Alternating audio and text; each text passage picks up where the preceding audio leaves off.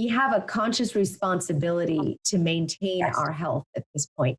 And so it starts with our mindset. And that's what I love that you guys do in Reconnective Healing, is that you really bring us to a place where we can accept our mind-body connection. So here's my question. How do you pivot? How do you move into something different? Look, our jobs might go away completely. They might not be there when this is all over, or take years and years to rebuild. So how do you listen to that calling of what can I do that's different? I think there's a few little facts, and I love neuroscience for this. First of all, let's acknowledge that every single thing we experience in our life is actually the past. We, in our actual human embodied self, don't even perceive something until about a half a second after it's already occurred. So the good news is we're already kind of in the past establishing, I'm going to say, what we can create next. And that's the incredible part about the body-mind connection. The body perceives, I'm going to say, your present self before the mind actually captures it. So we're always sort of ahead of ourselves, you might say, ahead of our perception. And we want to acknowledge that when we can become aware of exactly what the mind's capacity to recognize the body or the mind is speaking into something that it knows at that moment. So fear, anxiety, lack, limitation, all the things that come up around a situation that in actuality hasn't happened yet is a perfect moment to begin to realign. And the reconnective healing frequency, again, the energy, light, and information is really responsive to that, really responsive to once we've quieted the body for just a moment, it's being held, then all of a sudden the mind captures that stillness. Half-second delay, half-second in the past. That's why sometimes when you're falling asleep, you're in between falling asleep and being awake. But there's peace. There's a state of peace that the body has captured. And there's another place that people come out of the experience of these frequencies of healing with, which is where they often say, I wasn't awake, I wasn't asleep, I was somewhere far more real. So therefore, is there someplace far more real? Is it part of us recognizing that, as science has been telling us for quite a while now, that we are actually consciousness, we are energy, we are awareness, manifest here in the form of physical. So can we allow these different aspects of us to talk and communicate? So you want to try something? We'll play a little bit? Yeah, I mean, yes, definitely. I think having Definitely. an approach.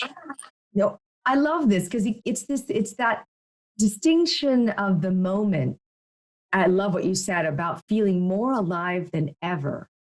That's the moment where something's calling to you. Something's really trying to get your attention. That's great. Okay, let's connect to that. Let's do that.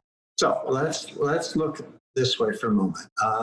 Okay, we'll take our left hand and open it, stretch the fingers really kind of wide so you can sort of feel it pulling at the skin and the muscles of your palm.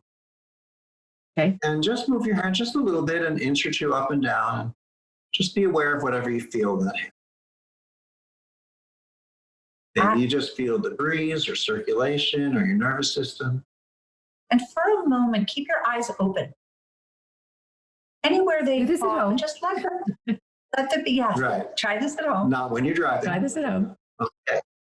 Now, bring your right hand up the same way, a bit higher, maybe by your ear. And spread the fingers and open them wide so that it's sort of pulling at the skin of your palm, as if your palm is a drum skin. You're tightening it a little bit just to tone it, to receive awareness and vibration.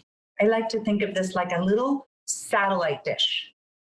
Just its own little satellite dish, like you're tuning into something that you want to hear more vividly, and move slow. So this one's by your mind, and this one's by your heart.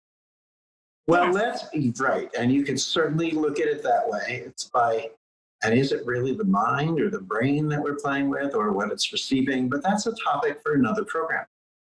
Meanwhile, so I would say, imagine a little bit that your right hand is like a satellite dish receiving signals from wherever. Rotate your right hand a little bit, but keep the muscles in your fingers pulled tightly in both hands. Place your attention into your left palm. And as you rotate your right hand, what do you notice going on in your left palm? Oh, it matches it. It mirrors it. It does, doesn't it? Now Yeah. you want to try something interesting? Change the movement of your right hand. Or maybe bring it in a little bit of a whole circular pattern. And it doesn't seem to matter much what you do. There's a corresponding sensation in your left palm. There And is, yeah. As you're moving the right satellite dish hand, make small circles. I like that idea right by your brain. Keep it sort of right up there by the head. Mm-hmm. And let your left hand be still. What do you feel, Lisa, as you're just making small circular motions by your head? I feel a pulsing, a vibration between the two hands. Exactly. So there's a communication between that hand that's the satellite dish, and actually it's receiving the field. It is receiving energy, light, and information. And in the transmission of that, your left hand is now actively receiving that, whatever the information is. It might not be linear, but it is an energy transference. But there's more. You see, there's a little bit more to this one thing. I'm sorry, did I cut you off? No. There's a little bit more. We tend to think of the right hand and the left hand as if they are in their own communication, but it's not that limited, because your essence is interacting with this. So this interaction is really communicating with your entire body and beyond, your essence, your field, whatever emanations you want to call it, that's communicating in this field that we all share. And deep, deep, deep in this quiet, just listen for about 5 seconds, you are going to hear something talking to you that has been talking for a really long time. We haven't allowed ourselves to listen.